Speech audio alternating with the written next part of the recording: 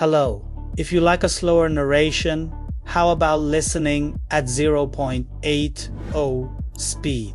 Thank you and subscribe to the channel. Leave your like and activate the bell.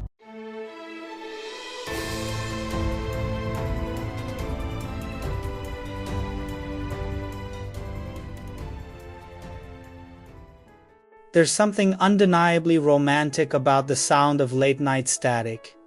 To most, it's just noise, dead air, the space between signals. But for Elias, it was a familiar companion, one that kept him company during countless lonely hours, long after the world had gone to sleep.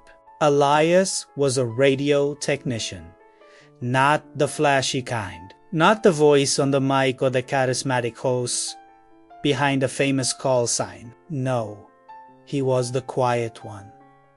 The man who fixed old transmitters, untangled messy circuits, and obsessed over frequencies that no one else even remembered existed. He lived in a cluttered apartment on the outskirts of the city. The walls were lined with outdated equipment, antique deals. He preferred analog over digital, something about the imperfection of it. The rawness of static felt more real than the crisp artificiality of modern tech. Most nights, Elias would sit at his workbench with a steaming mug of bitter coffee and let the dials take him places, scanning through forgotten bands, searching for the odd, the unexplained. Sometimes he'd catch the faint echo of a distant number station. Other times, old music fading in from another continent. But one night, something different came through. It was just past midnight when he heard it. The silence between our words is where I hear you most. Elias froze. The signal was faint but clear, and the voice, hypnotizing, velvet smooth, low, and melodic. The kind of voice that didn't just speak to your ears, but seemed to reach somewhere deeper. It felt like a whisper directly into his thoughts. Then came the poem, a short one, maybe 30 seconds long, but every line resonated like it had been written just for him. When the broadcast ended, he stared at the frequency to 103.7 FM. An empty channel, as far as he knew. He scribbled it down, checked the time, exactly 12:03 a.m. He waited, replayed the recording. Nothing more came. The next day, Elias checked the FM records. There was no licensed broadcaster on that frequency. No pirate station had been reported in months. Curious, he set a reminder. The following night, he tuned in again.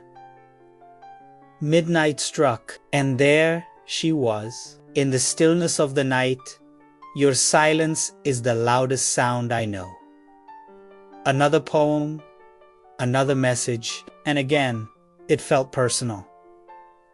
Elias wasn't the type to believe in fate. But after the third night, the fourth, he began to wonder, who was she? Elias became obsessed. He rearranged his work schedule so he could always be home by midnight. He began recording each broadcast on cassette tapes. Every night, it was the same voice, same frequency, same haunting beauty. But what struck him most wasn't just the poems. It was the specificity of the words. She spoke of things he'd thought but never said. She spoke of loneliness like it was a familiar friend. She mentioned details, vague but suggestive, that mirrored his life. One night, she recited, "I see you behind the soldering iron, bent over wires, listening for love in a sea of static." His blood ran cold.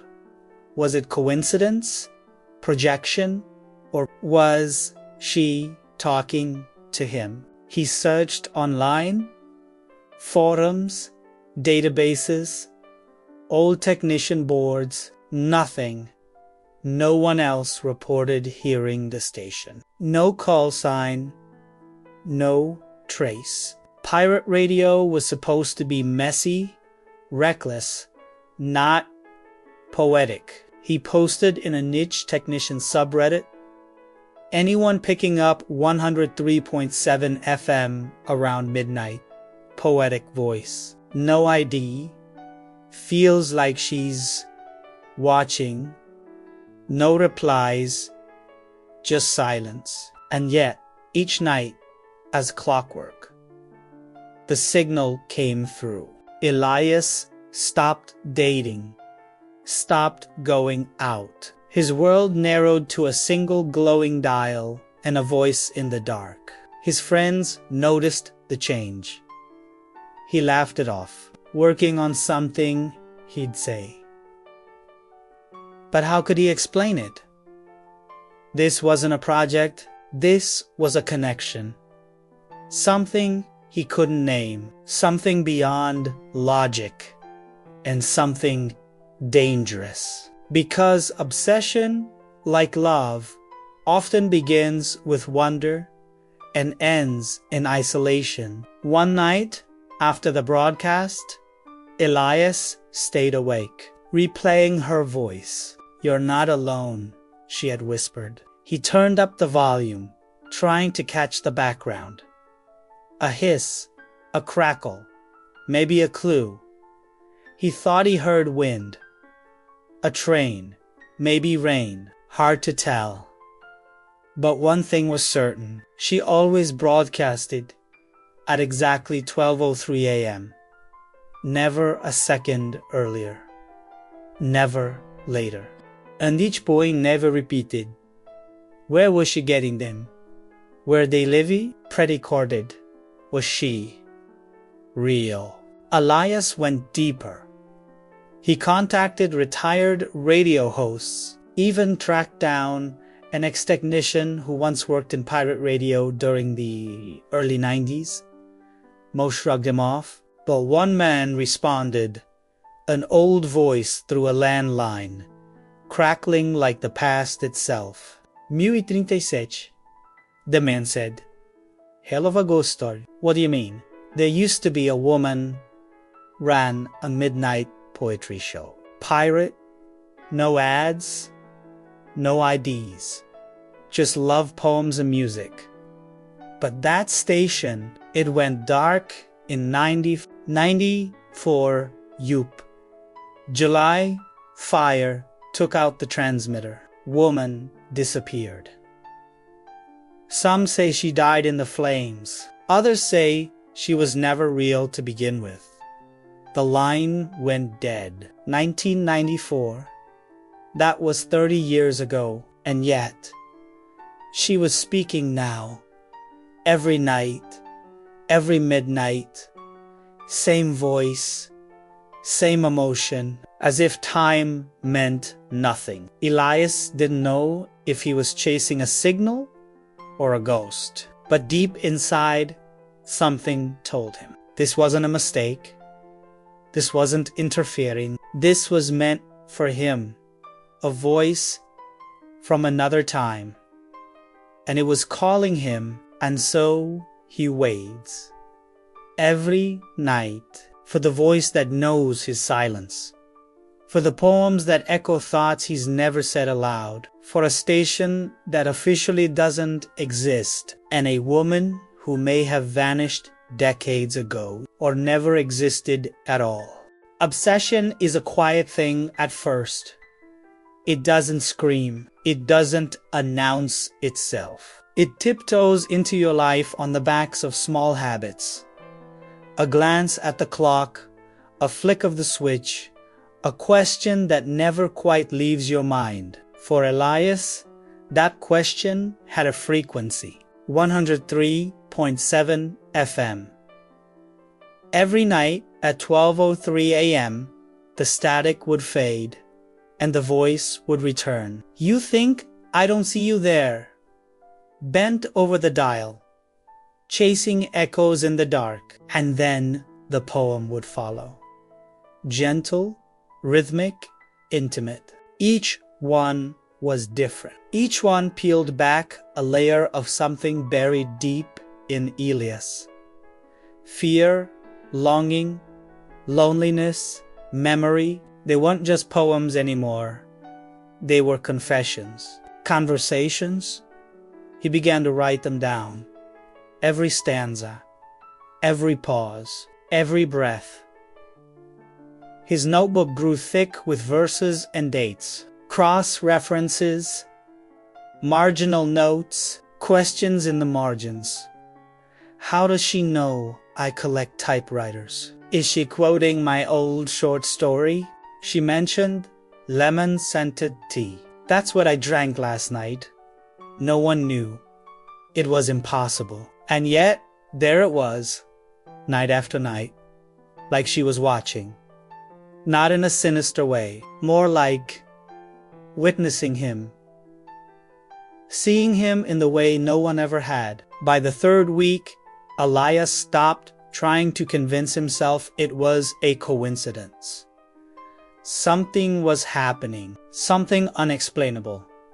He set up secondary receivers, 2 radios tuned to the same frequency, one in his living room, one in his bedroom. He tried triangulating the signal, but it always came from nowhere. Every scan returned the same result. No source detected. He thought maybe, just maybe, this was someone playing a game. A performance artist, an AI scriptwriter. But then one night, she said, "You checked the coordinates, but the answer isn't in longitude or latitude. It's in longing." He dropped the pen from his hand. The night before, he had run a geolocation check on an old frequency map. No one knew. No one could have known. Unless Elias returned to his recordings, he started analyzing the silence, the background noise between her words, filtering, enhancing, isolating. Hidden beneath the voice, he found faint layers. Rainfall, a train horn, what might have been the toll of a distant bell. He cross-referenced soundscape data from public archives. One specific detail kept returning: the chime of a station bell that had been decommissioned in 1994 at an abandoned train stop on the city's east end. Could that be where she was broadcasting from? Could this be a recording from the past, somehow bleeding into the present? Elias had never believed in the supernatural. Bahikaujing, ignore what was happening. He had to go. The train station was barely standing. A skeleton of a place, half swallowed by weeds and time. Graffiti covered the old bricks. The windows had long since shattered, but the bell tower remained. And inside the tiny station house, tucked beneath dust-covered furniture, he found something that made his breath catch. A rusted microphone. Wires trailing into the floorboards. And behind it, Inobuku, old leather-bound. Fragile. Inside were poems. In the same voice, the same rhythm. So many of them, he 500, already heard on the midnight broadcast, wordy for wordy. At the back of the notebook, one entry stood out. Dated July 11th, 1994. Tomorrow, I'll speak for the last time. If no one hears me, I'll keep whispering into the silence. Maybe one day, someone will finally be listening. Elias took the notebook home. He couldn't sleep that night. He didn't even wait for midnight. He sat in front of the radio long before the hour came. And when it did, 12:03, she spoke again. But this time, it wasn't a poem. It was a message. You found the notebook. Ilya's skin prickled. You stood where I stood, felt the dust, touched the silence. He leaned closer. You're not just listening anymore. You're remembering. Remembering. Had he been here before? Was this a game or a memory?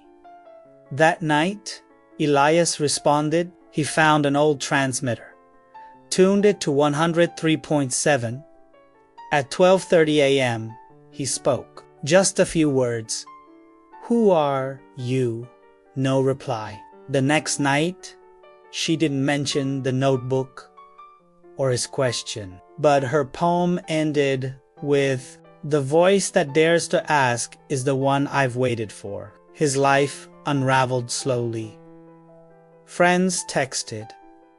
He didn't reply. Work asked why he kept leaving early. He mumbled something about field research. He stopped checking the news. He barely achi. Everything became about the voice. The one voice that had cracked open something inside him. Something old. Something familiar. And maybe something forgotten. He started dreaming of her, or maybe remembering her. A woman with soft eyes, dark hair, a voice like velvet smoke, always speaking in poems, always standing just out of reach. He began to write letters he never mailed. He began to talk to the radio during the day. It never responded. But at night, the voice continued. Sometimes it seemed sadder, more strained. She said, "My time here is measured. You found me." Just before the silence, that night, Elias tried broadcasting again. "Why?" he asked. Silence. Then, softly, "Because you were always meant to listen." And suddenly, Elias felt it. A memory just outside the edge of clarity. Something from another life. A detail he couldn't explain. A voice he didn't just know from the radio, but from a forgotten dream or a half-remembered song in childhood. Had he heard her before? Back then, as a child? Was this the same voice? The same woman? Was that how all of this had started? The static is no longer just noise. It's a message, a connection, a doorway, and Elias is standing on the threshold. Somewhere between memory and mystery, between the past and now, between two hearts. On different frequencies, and one night soon, the voice may stop or speak more clearly than ever before. But either way, he won't stop listening, not until he finds her. Memory is not always a timeline. Sometimes it's a loop. A scratched vinyl repeating the same soft melody again and again, daring us to notice the pattern, to hear what we've forgotten. By now, Elias was no longer just a man tuning in to a midnight broadcast. He had become the echo chamber, vibrating with every poem, every whispered confession, every unanswered question that slipped through the radio waves like a ghost through walls. And yet, despite all the signals, all the words, one question burned brighter than the rest. Who was she? The voice that spoke to him every night. The one who somehow knew him better than anyone in the waking world. He'd tried everything. Audio triangulation, public FCC logs, M-spectrum analysis, even analog ghost tracking methods he swore he'd never entertain. Nothing. No source. No origin. Just her. Speaking at 12:03 a.m. like the ticking of a sacred clock. But obsession, when it toys ni, yield clarity, turns to desperation. and desperation asks old questions in darker places. Elias remembered the man who'd once called 103.7 a ghost story. A pirate poetry station in the early 90s, a woman who vanished after a fire in July of 1994. There had to be a name, a face, so he returned to the archives. The ones kept not on servers, but in dusty filing cabinets and brittle newspapers, university libraries, old campus radio logs, microfilm reels humming in forgotten machines, and finally, he found her. A mention in a university radio newsletter dated March 1993, experimental FM broadcasts from the old North Tower basement continue under the Midnight Poetry Project, led by literature graduate student Lyra Monroe. Unlicensed, unadvertised, the voice of Midnight Love remains anonymous by design. Lyra Monroe. There it was. A name. A person. A clue. And with that name came fragments. Student essays. Event pamphlets. A photo so faded it was almost a shadow. A young woman sitting behind a vintage mic, headphones too large for her face. A notebook open in front of her with the words we write for the unseen. Elias stared at the image. She looked familiar, not in a way he could explain, but like a déjà vu that had taken 30 years to complete its loop. He tracked down a former technician who had worked in the same building back in the early 90s. The man's memory was foggy, but the name struck something.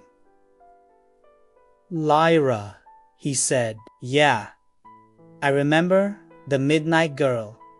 She used to record in the old bomb shelter under North Tower. A weird setup.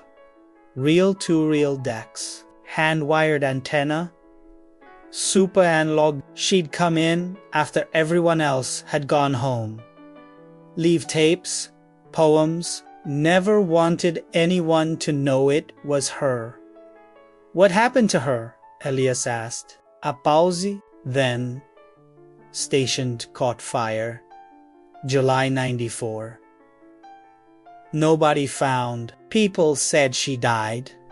But others, others said she was always just a voice. Never a person. Elias didn't believe in myths, but facts can be just as strange. He found city records confirming the fire. Electoral fault in an old breaker. Entire wing condemned. No body was ever recovered. But there was one more detail. The last transmission recorded before the fire, found in a mislabeled evidence box at the local police archives. He listened, and it was her, Lyra, saying, in the softest whisper, "This may be the final signal. If you can hear me, then maybe time bends for love.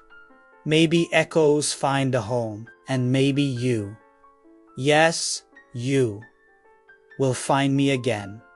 The date on the recording. July 12, 1994.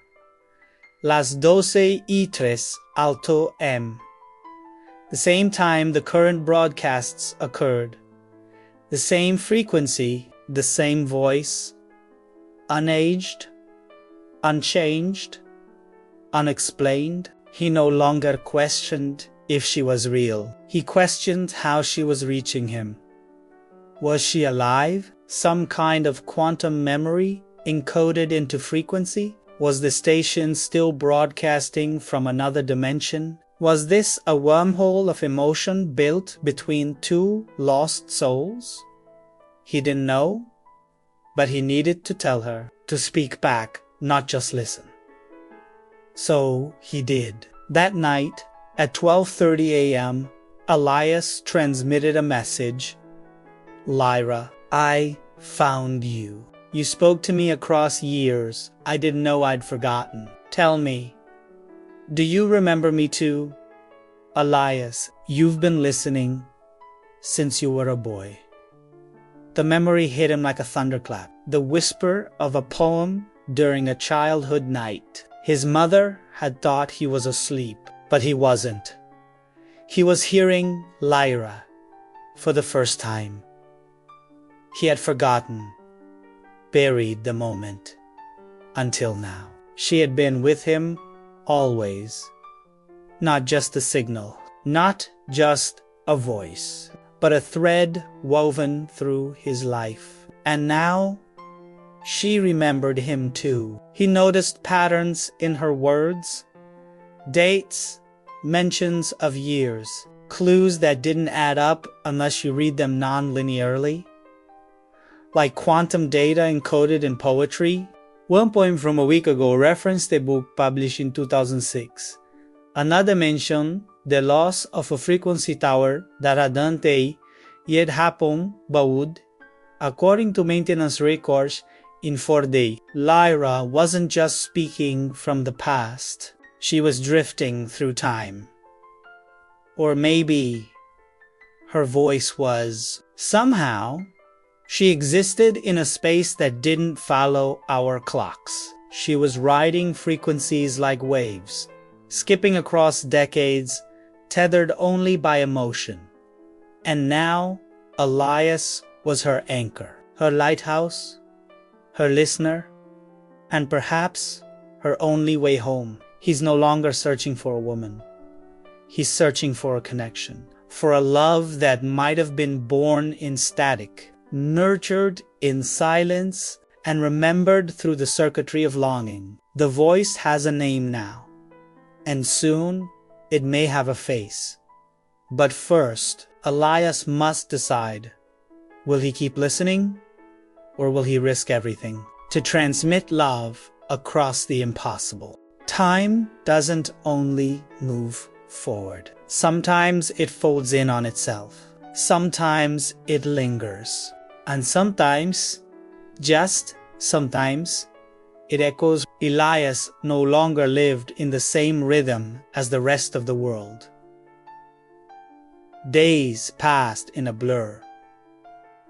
Nights became sacred. The space between 12:03 and 12:06 a.m.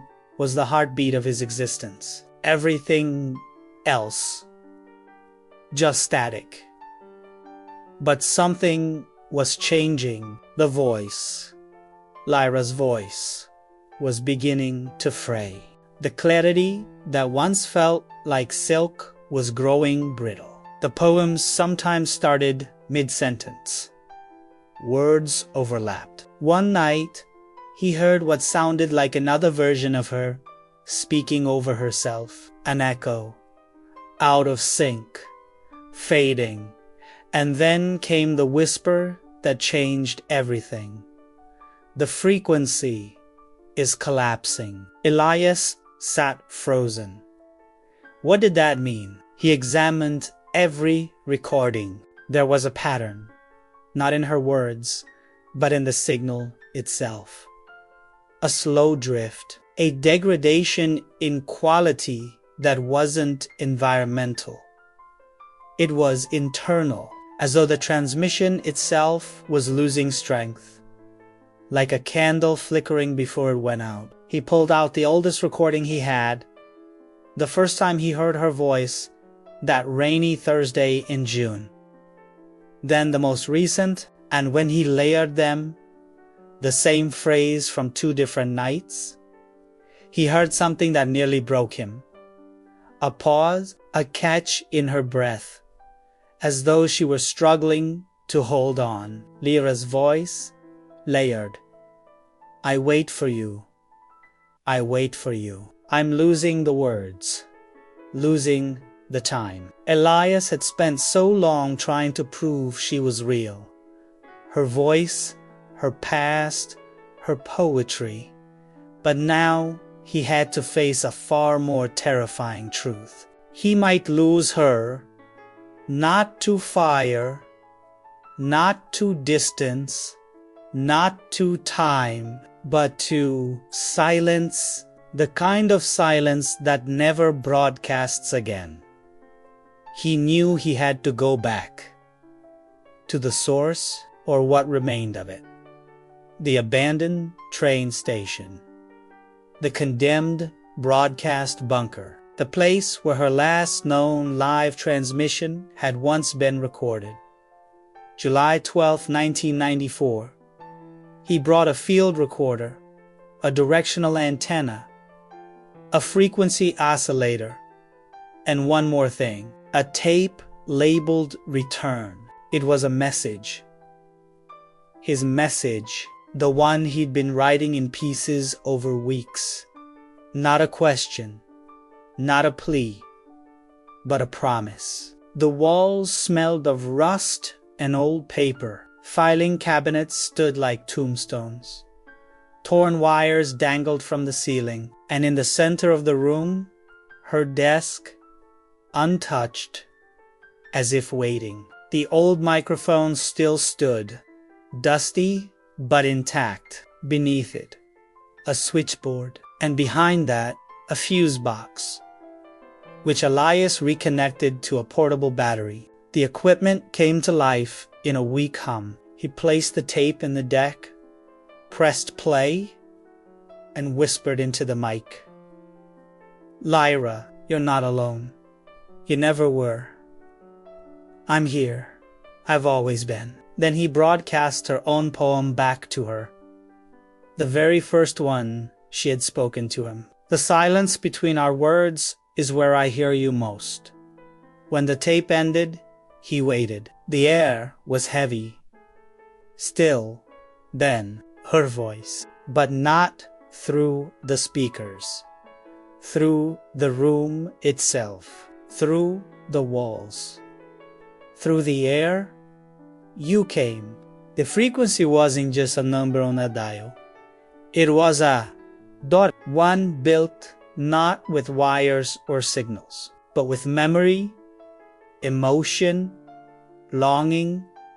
She had been speaking across time, not as a ghost, not as a recording, but as a consciousness trapped in transmission. A consciousness sustained by being heard. And Elias had been her tether. In her final moments, Lyra had continued to transmit, not to scream for help, not to escape, but to send a message, hoping that someone, someday, would listen, and somehow, in the chaos of flames and collapsing beams, her voice had imprinted onto the electromagnetic ether. Looping, searching, waiting, she spoke again. Not in poetry this time. In memory, I don't know where I am. Only that you reached me, that I'm not fading. Not yet. Elias adjusted the signal, tuning it gently. He didn't speak. He just listened. And as he did, the frequency began to stabilize. A moment of clarity, like the eye of a storm. She said, "This may be the last time you found me, but I don't know how long I can stay, unless..." Silence, then a faint shift in tone. "Unless you come with me." It was a ridiculous suggestion. Impossible. Illogical. And yet, Elias knew what she meant. There was a way not to step into another world, but to let go of this one, to follow the signal. Not with his ears, but with his heart, with everything he had. The final broadcast was approaching, and he had one night left to choose. The world kept turning. People kept living, unaware that on one forgotten frequency, a man was preparing to follow a voice across the impossible. And somewhere, just beyond what we understand, a woman's voice waited in the static, still whispering poems into the night, still hoping, still echoing. How far would you go for a voice, not a face, not a hand to hold, not a photograph on the nightstand? Just a voice. One that knows your fears. One that has whispered truth into your loneliness. One that has reached across impossible distances. Years, static, silence, just to speak to you. Elias no longer lived by the sun or the calendar.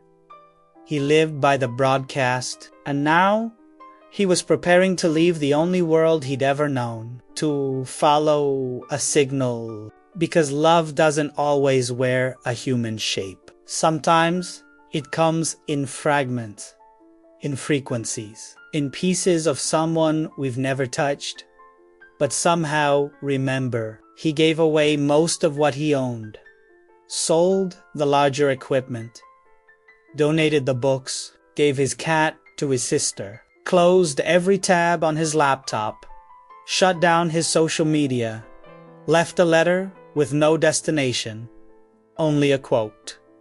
"When you hear me, it means I've finally reached her." His last act before leaving. He built one final radio, not to listen, but to speak, not to trace the signal, but to merge with it. In the days leading up to the final broadcast, the signal grew weaker. Lyra's voice sometimes faded entirely. Some nights, there was only a hum. Other nights, partial stanzas. Her voice caught between presence and erasure. And then one night, she said, "I'm fading, Elias. You've held me longer than anyone ever has. But I can feel it now. The final frequency. The one we can't cross alone." That night, Elias broadcast again. He didn't use a script. He didn't write a poem. He spoke from a place deeper than language. "I'm ready. Tell me how. Tell me where." Her reply came slow, almost inaudible-ish, cornes, and one final request. "Come at midnight. Bring nothing but what you remember." The coordinates led him to the edge of the city, to a place where tracks once carried stories, and now only silence passed. There, beneath a rusted signal tower, he found it. An old radio booth, nearly invisible, hidden behind vines and shattered glass. He entered, and the moment he stepped inside, everything changed. "You made it. I was never sure you would." The voice didn't come from the radio. It came from everywhere. The walls, the air, the cold metal of the microphone beneath his fingertips. Elias didn't ask questions. He didn't need to. He knew. This place wasn't in the world as we know it anymore. It was on the fringe, the frequency fringe. A space caught between signal and memory, between past and possible, and she was here. He spoke. "Lyra, do you remember who I was? Before this." Silence. Then, "You were the boy with the pillow speaker. The man who rebuilt every signal I left behind. The only one who stayed." She continued. "I wasn't just a poet. I was a girl afraid of disappearing. I recorded every poem like it was a heartbeat. Then the fire came. I don't remember what happened next. But I kept speaking because I had to believe someone would find me. And you did." He didn't know how to reach across that threshold. He didn't know what would happen if he tried. Would his body vanish? Would his voice drift? Would he become another whisper? Another echo in the waves? All he knew was that he couldn't return. Not now. Not after hearing her so clearly. Not after knowing she waited. Not after realizing that all along, it wasn't just about saving her. It was about becoming part of the signal. Together. There are love stories we read, love stories we live. And then there are the ones we transmit. The kind that move through decades of silence. The kind that are felt long before they are heard. Lyra's voice wasn't fading anymore. It was gizing rising with it. For the first time, de brucas wasn't a solo point. It was a duet. I was the wave that never reached shore. I was the ear that waited night after night. I was the memory written in static. I was the page you turned before the end. Now we speak as one. Now we signal without fear. No one ever saw Elias again. Not in the way we see people, but some say on clear nights. If you turn your radio just right, between 103.6 and 103.8, you'll hear it, a low hum, a rising melody, and then two voices telling the same poem from two different hearts on the same frequency. At last. Some stories never really end.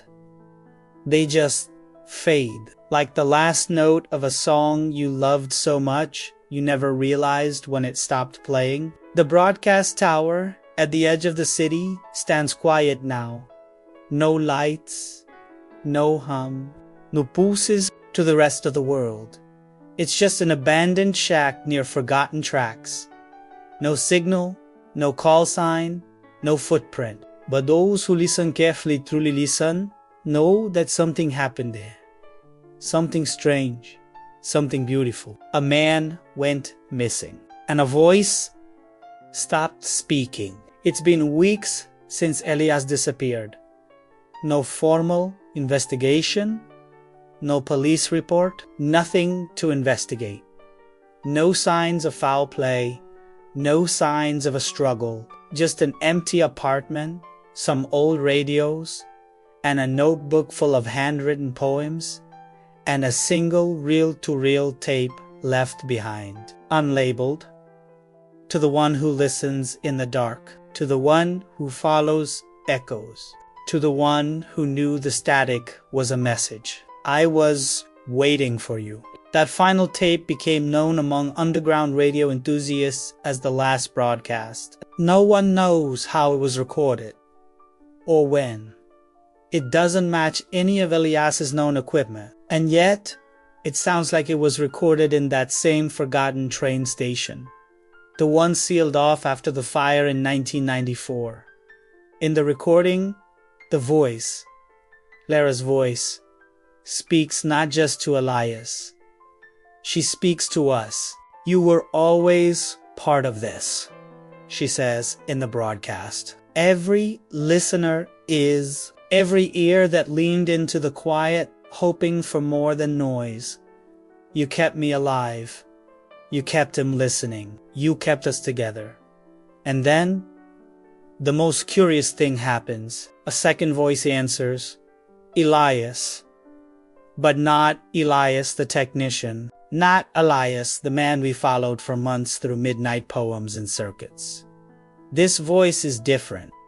Calmer, fuller. As if he's speaking from the signal. I crossed the static to find you, and I waited in the dark until you spoke. We broadcast not through wires, but through memory, through silence, through longing. We were always on the same frequency. We just had to tune the world to feel it. Then, silence. Longer than usual. Long enough to wonder if it's over. And then, just one final message. A whisper. Their voices together. Good night, listener. If you ever feel alone, just listen. Since the last broadcast was discovered, something strange has happened. Listeners from all over the world have reported brief signals on 103.7 FM, even in places where that frequency isn't assigned. Each one lasts less than a minute, and each one contains a phrase from the poems Elias recorded. No intro, no static. Just a moment. Like a ripple through time.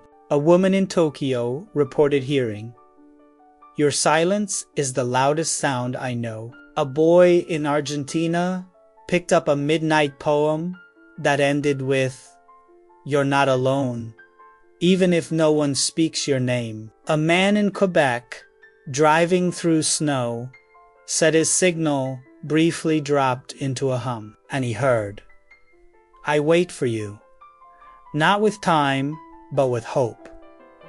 Maybe this is what they became. Not lost, not gone, but signaled.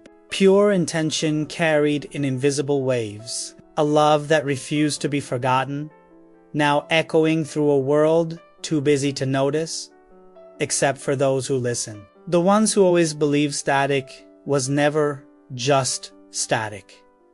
We don't know where they are, if where even applies anymore, but somewhere out there. Beyond the buzz of the city, beyond the limits of physics.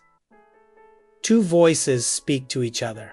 Not always at midnight, not always on 103.7, but always with love, always with longing, and always with the same promise. As long as someone is listening, we're not gone. So tonight, try listening. Really listening. And if you hear a voice that sounds like it was meant just for you, maybe it was. Maybe the ones we lose aren't gone. Maybe they're just waiting on a different frequency.